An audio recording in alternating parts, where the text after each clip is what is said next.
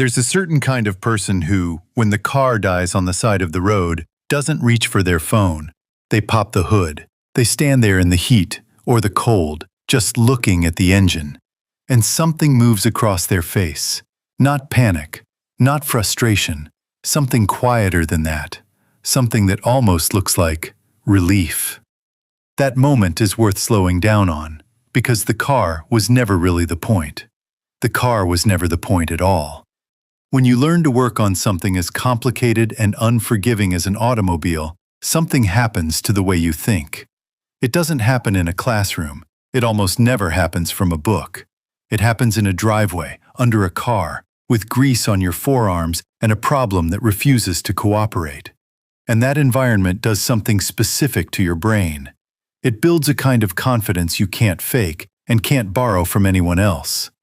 Most people move through life handing their problems to someone else. Something breaks, they find a guy. Something fails, they find someone to explain it. And there's nothing wrong with that. But people who work on cars made a different choice somewhere along the way, whether they noticed it or not. They decided the machine was knowable, that if they stayed with it long enough, it would show itself to them. And that decision, which looked like it was about carburetors and timing belts, was actually a decision about the nature of reality itself. That's where the psychology starts. Your brain handles a mechanical problem differently than almost anything else you ask it to do. When you diagnose an engine fault, you're not just collecting information. You're building a mental model of a system you can't see. You're holding a dozen things in your head at once: the sound, the smell, the way it behaves, its history, and cross-referencing all of it against everything your hands have ever learned.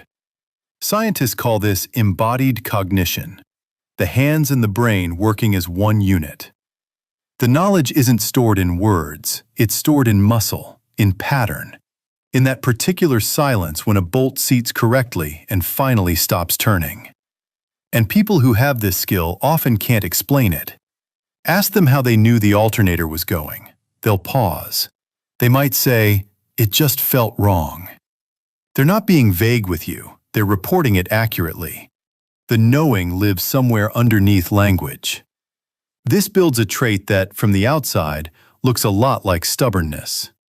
People who can work on cars tend to trust what they perceive over what they're told.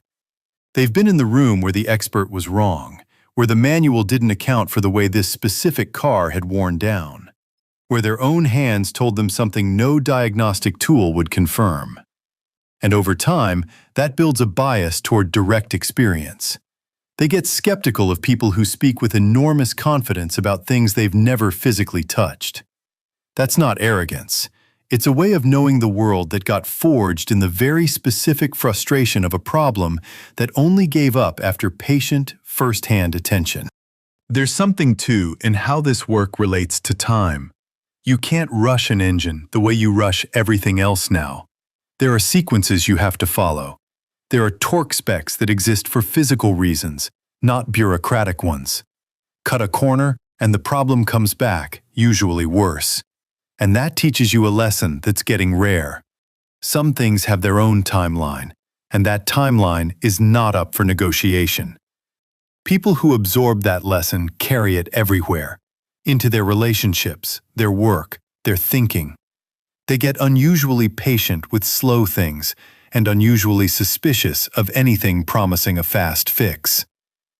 Now think about the emotional side of it. A lot of people who work on cars learned it next to somebody. A parent in the garage on a Saturday. An uncle who said nothing and just handed over a wrench and waited. A neighbor who showed instead of explained. There was no curriculum. And what got passed along wasn't only the technical part. It was a relationship to difficulty. A way of staying with a problem instead of walking away from it. The car was just the medium. The real thing being handed over was harder to name.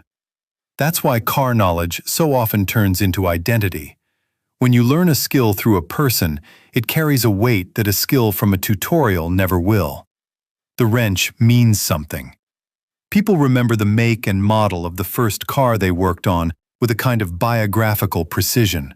Not because of the car, because of what was happening in that garage, between those two people, in that particular stretch of life when you were still figuring out how the world worked. And this is where people misread them.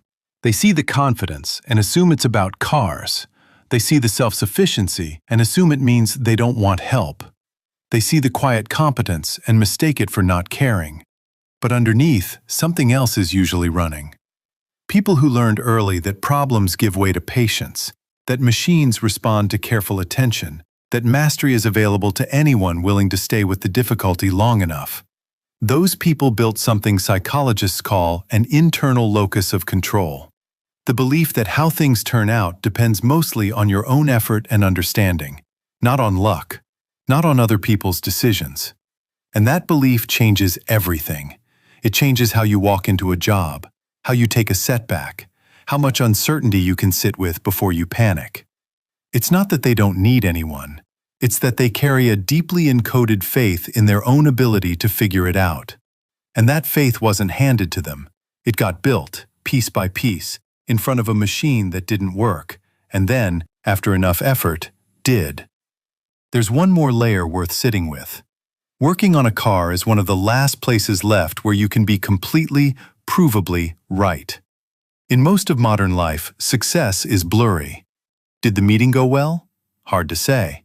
Is the project any good? Depends who you ask.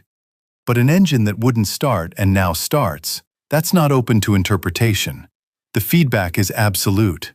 And for people who spend most of their lives in places where everything is subjective and nothing is ever quite finished, the garage is almost radical. It's a place where reality gives you a straight answer.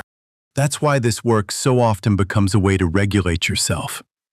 When the rest of life feels out of your hands, when institutions fail, when relationships get complicated, when the future goes opaque, the engine hands you a bounded problem with a knowable solution. The person who disappears into the garage on a hard Sunday isn't avoiding their life. They're restoring something, rebuilding in miniature the feeling of competence and clarity that the rest of the week may have worn away. What looks like a hobby is actually a way of coping. What looks like a mechanical skill is actually a psychological one. And what looks like someone who just knows about cars is actually someone who learned, in the most physical and irreversible way there is, that the world gives way to patient attention. So the question to sit with isn't whether you know how to fix an engine. The question is, what broken thing in your own life you've been standing in front of, hood up, waiting for someone else to come along and tell you what to do, when the answer was always going to take your own